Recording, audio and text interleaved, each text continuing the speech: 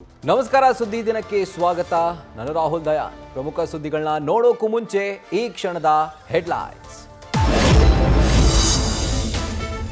ಮಾಜಿ ಸಚಿವ H D. Revanna SIT ಕಸ್ಟಡಿಗೆ. ಮೇ 8ರವರೆಗೆ 4 ದಿನಗಳ ಕಾಲ ಎಸ್ಐಟಿ ಕಸ್ಟಡಿಗೆ ನೀಡಿದ ಜಡ್ಜ್.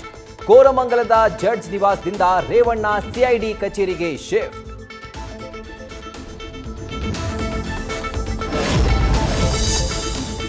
ರಾಜಕೀಯ ಷಡ್ಯಂತ್ರ ಮಾಡಿ ನನ್ನನ್ನ ಬಂಧನ ಮಾಡಿದ್ದಾರೆ.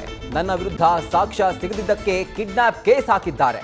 ಜಡ್ಜ್ ಆದೇಶಕ್ಕೂ ಮುನ್ನ ಬೌರಿಂಗ್ ಆಸ್ಪತ್ರೆ ಮುಂದೆ ರೇವಣ್ಣ ಸ್ಫೋಟಕ ಹೇಳಿಕೆ.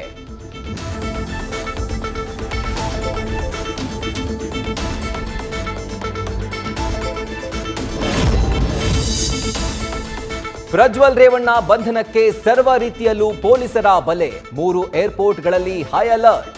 ರೆಡ್ ಕಾರ್ನರ್ ನೋಟಿಸ್ಗೆ ಸರ್ಕಾರದಿಂದ ಸಿದ್ಧತೆ.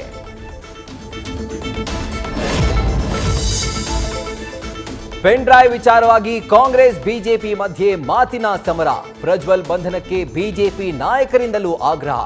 ಪ್ರಜ್ವಲ್ ಗೆಲ್ಲಿಸಿದ್ದು ಸಿದ್ದರಾಮಯ್ಯ ಎಂದು ಅಶೋಕ್ ತಿರುಗೇಟು.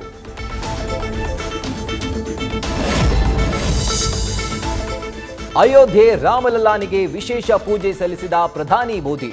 ದೀರ್ಘದಂಡ ನಮಸ್ಕಾರ ಹಾಕಿ ರಾಮ ಜಪ. ಪೂಜೆ ಬಳಿಕ ಅಯೋಧ್ಯೆಯಲ್ಲಿ ಬಿಜೆಪಿ ಅಭ್ಯರ್ಥಿ ಪರ ರೋಡ್ ಶೋ.